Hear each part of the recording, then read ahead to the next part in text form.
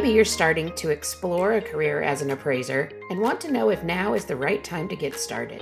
Or you're measuring your career span in decades and want to find out more about the latest apps, technology, and resources that can make your life and work a bit easier. Get the answers and insight you need with Beyond the Numbers, a podcast from McKissock Learning. I'm Julie Mollendorp Floyd, course and curriculum developer and instructor here at McKissock. Join me and an expert guest each week as we dive into the topics that matter most to appraisers, from industry and education news to marketing and other insights to help you run your business more effectively. If you'd like to stay at the forefront of appraisal news, boost your career, or just learn more about the profession, subscribe to Beyond the Numbers with McKissock Appraisal at Apple Podcasts, Spotify, or wherever you get your podcasts. Hope to see you there soon. Welcome to Beyond the Numbers with McKissock Appraisal. I'm your host, Julie Mollendorp Floyd, a certified general appraiser in Missouri and Kansas, and a course and curriculum developer and instructor for McKissock. Today, we are joined by my friend Kevin Hecht. He's a certified residential appraiser and a professor of economics, as well as one of our amazing instructors here at McKissock. He's going to talk to us about, is now the right time to become an appraiser, as well as what's going on with our appraisal economy. We'll talk about some of the concerns you may have related to the housing market and economic uncertainty, as well as the good and maybe not so good about the profession. So welcome, Kevin. Thank you so much for being Thanks, here. Julie. It's great to be here. So the big question, is now a good time to enter the appraisal profession? Well, I'm a little bit biased, but I would say there's no bad time to enter the appraisal profession. I think agree. one of the things we know is that the market's always changing. There's ups and there's downs, and you and I have both been in this business for a long time. So we've experienced those ups and downs. And right now, we're experiencing a little bit of a down, but that's not necessarily a bad thing because, first of all, if you're new to the profession, it gives you some time to ease into what's going on. Take your classes, get a better understanding of all the things that go into being an appraiser without having that pressure of having to, jump right in and get appraisals done and all that kind of stuff. So I think it's a great time to jump into the appraisal profession personally. Awesome. So what do you say to the naysayers out there that say we'll be irrelevant soon? Well, let me start with a quick story. You've probably heard this one from me before, but I've been in the I love this story, Kevin. I have been in the appraisal business since 1987. And right after I got into the business, my mom, who owned a mortgage company at the time, took me to a meet and greet with some real estate agents, title companies. Back in the day, we used to all get together and do some networking. And there was an appraiser there, and he was kind of one of the bigger appraisers in St. Louis, where I'm located. And my mom introduced me to him and said, hey, this is my son. He's getting into the appraisal business. And remember, again, this is 1987. And the guy said, well, great. Congratulations for getting into the appraisal business. Enjoy it now because you won't have a job in 3 years. And that's 36 years ago. So, and we're still here. So there's always those naysayers out there. There's always people talking about how the appraisal profession is going to go away. And yet it hasn't happened. And I don't think it will happen. Now, I will say what we do won't change. How we do it will change. And we have to adapt to that. Right. And it's been that way ever since I got into the profession. You and I probably both remember comp books or making trips to the assessor's office and actually physically having to pull things from the tax records. Now all of that's online. We don't use 35 millimeter film anymore. We don't use, most people don't use clipboards and pens and papers. They have iPads and their phones. And so all of that is constantly changing, but that's a good thing in my opinion. And I think that'll continue. Yeah. I used to be great at making cookies or brownies and taking them to those assessors' offices. And once you made friends with those assessors, then maybe later on down the road, they'd give you things over the phone and you wouldn't have to go in person. Yeah, the way we do business has changed greatly. And I said in a blog post I wrote not too long ago that if you're still appraising the way you appraised 20 years ago, I have questions. Definitely. There's so much out there. Our world has changed. It's made it easier in some ways, but it's also made it more difficult in others. More information, more data is not Right. always better. More good data definitely is better, but more isn't always better. But I was after the time of actually developing film and pictures and taping them onto appraisal reports. I always, when I first came in, I was introduced to the digital camera. So that part of it I didn't ever do. I can't imagine still having to develop photos. What happened to all those little 1 hour photo Well, kiosks, I you guess. mentioned taking brownies to the assessor. My best friend was the guy who ran the 1 hour photo booth because I was constantly trying to get reports turned around and turned Exactly. in. Great. That's so fun. I love the old stories. And, through my career, I've been appraising about 25 years. And um, it seems like every few years there's something new that's going to be the end Mhm. of our profession. And like you said, we're still here. It's a cycle, but we're still around. I think we still will be for quite some time. So that leads me to my next question. How do you see our roles changing in the next 5, 10, 20 Well, years? that's a great question. And there's a couple of things. And you mentioned data, right? We have access to all this data today, and that's a good thing. But what it still requires is someone to review that data, someone to analyze it, someone to decipher it. And so as we move forward and technology continues to increase, I think we're going to be inundated with data. So we're going to have to understand how to review that data, how to analyze that data, Hmm. and then how to take it and make it a meaningful result for the reader of the report. I think, again, technology is going to continue to change. So we may not have to do some of the things that we're doing today. But at the end of the day, that human intervention, that human touch, that analysis that we provide is still going to be critical in the whole overall process. 20 years from now, maybe we won't have to drive. We'll have flying cars. I don't know. That's been talked about for a long time. Sure. Isn't it, aren't we in the years It, where the it, Jetsons were in play? And I don't have a space bubble house, and I'm still looking for that and flying the car as robot well. maid that can clean up your house and do Uh, your laundry. Absolutely. Everybody needs a Rosie in their house, don't they? Definitely. So, Kevin, tell me what your favorite thing is about being an appraiser. I think it's the variety. No two assignments are the same, even if they're in the same subdivision, even if they're on the same street. Everything we do has some different dimension that you have to account for. To me, that's the most Right. exciting part. We always talk about the appraisal process starts with identifying the problem. And when you look at it that way, it kind of makes it more of a problem solving experience. And that's, for me, the fun part Hmm. of being an appraiser.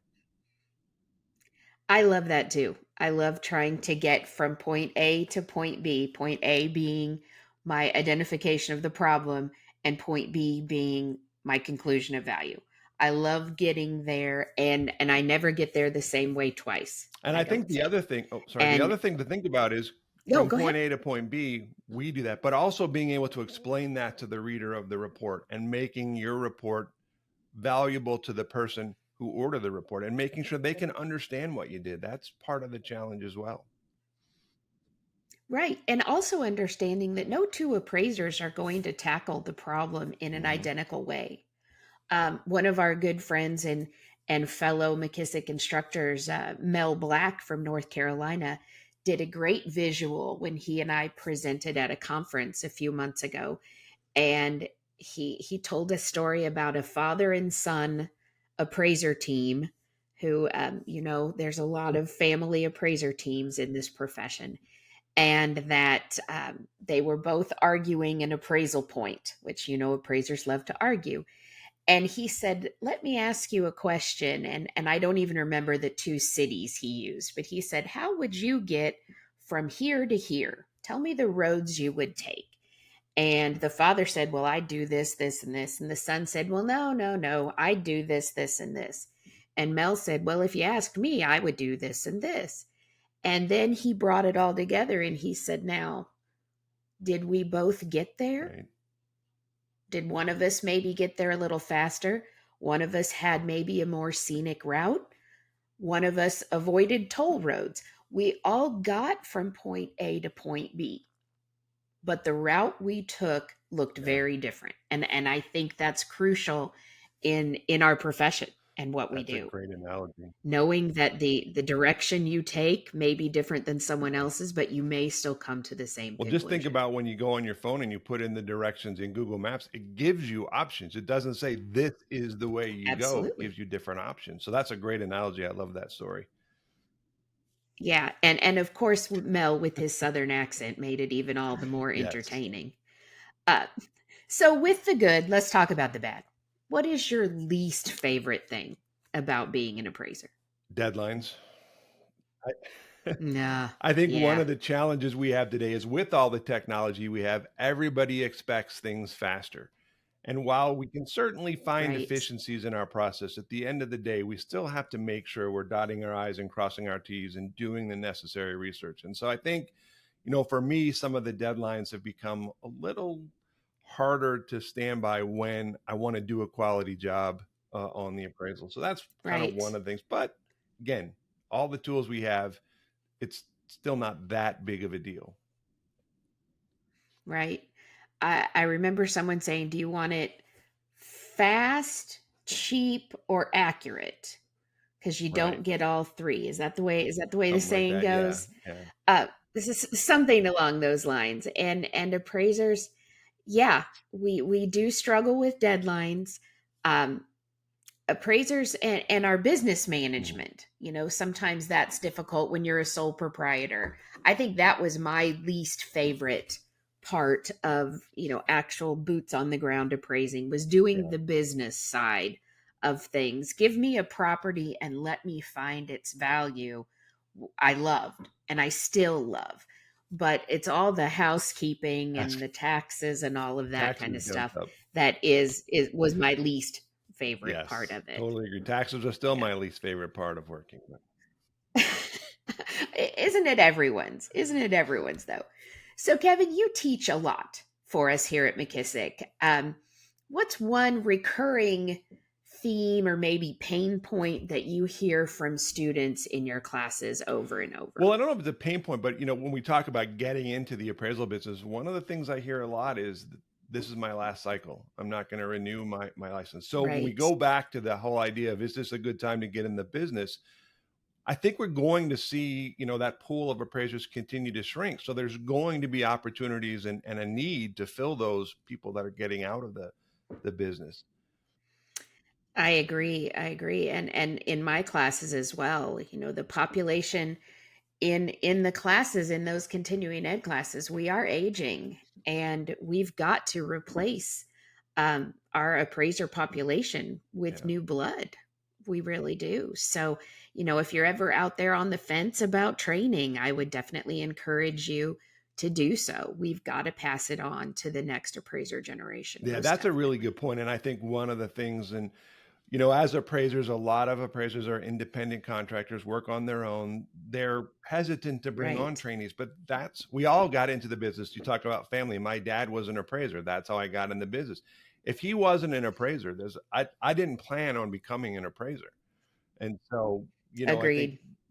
one of the things I'd like to see more appraisers do is take on those trainees and help them work their way into the business, because we all have a stake in this industry, and it's been very good to me for, as I said, 36 years. And I certainly want to see that continue. So we need that new blood. Right.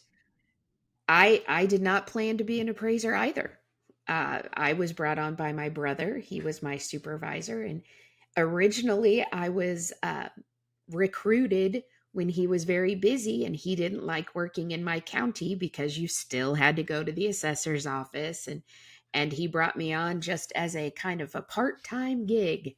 And you see how Mm, that has changed. So and I love it. It's been good to me, yeah. and I enjoy it. So, what do you hear from appraisers related to why this is their last cycle? I What do think they it's say? change. The only constant in Mhm. this business is change, but at the same time, a lot of appraisers don't like change. And so as we see True. regulations change, as we see technology advance, some people just are not in a position where they want to try to keep up with it. And, you talk about the appraisal population aging. In some ways, I understand that. I mean, you get to a point where it's just Mm-hmm. time, but that to me seems to be the biggest pushback or thing that I hear from a lot of appraisers is it's just changing too much, which is another great reason to get into it Right. now because you're coming in fresh and you can adapt Right. quicker. And as a trainee coming in, chances are you're more tech savvy than that supervisor. So maybe you bring some technology skills to the table and you can really help that supervisor out in their Well, practice. not to age myself, but I work from home at a bedroom Uh-huh. and I have 5 children, all of whom are in their 20s, who are constantly called upon to help me figure out what I screwed up on my computer. So Yeah. Yeah, well, as I told you earlier, I had some technical difficulties myself and ended up finding the appropriate power cord from my son's old PlayStation 3. He looked at it and said, "Oh, that's this kind of charger." So, the different generations, we all bring something to the exactly. table. So, to kind of wrap things up, I think it's a great time to Agreed. become an appraiser right now. Our profession is changing. That's a definite. But what would you say to someone who's on the fence on whether or not they want to enter the Well, the profession? first thing I would say is give it a shot. I mean, you've got to take your education anyway. So take a class and see if this is what you think it is and figure out if this is something that you think that you would enjoy over the long haul. Because again, I think when people get, this is just my experience from the people that I deal with. When you get in the business, you're kind of sucked in. And I don't know too many appraisers who haven't been in for the long haul. I mean, most of the appraisers I know have been in Right. this business 25, 30, 40, even 50 years because it's just one of those Mm-hmm. things that sucks you in. And that's a good thing, in my opinion. I think that's a testament to how enjoyable of a career it is Right. because if you're going to choose a career, you're going to be doing it for a long time, probably. So do something you like. Hmm. And so take that education, Right. decide if this is what you think. And it never hurts to reach out to an appraiser, even if you're not trying to get an internship or a trainee. Say, can I follow you around for a day just to see what you do? Right. Just see if this is Exactly. for me. I like that. Yeah, I like that thought process. Can I buy you a cup of coffee and just hear about what you exactly. do in a day? That's a great starting point. Well, Kevin, thank you so much for being with us today. Thank you, as always, for your amazing insight on is it a good time to get into this profession? And I think both of us have the same answer that yes, Absolutely. it sure is. So, thank you for listening to Beyond the Numbers with McKissock Appraisal. Please rate, review, and subscribe to our podcast. And be sure to check out the unlimited learning membership at McKissock.com, where you can take courses on estate appraisals, divorce, green home, and even more. Thanks for tuning in to this week's Beyond the Numbers. If you'd like to stay at the forefront of appraisal news, boost your career, or just learn more about the profession, be sure to subscribe to Beyond the Numbers with McKissock Appraisal at Apple Podcasts, Spotify, or wherever you get your podcasts. Thanks for stopping by.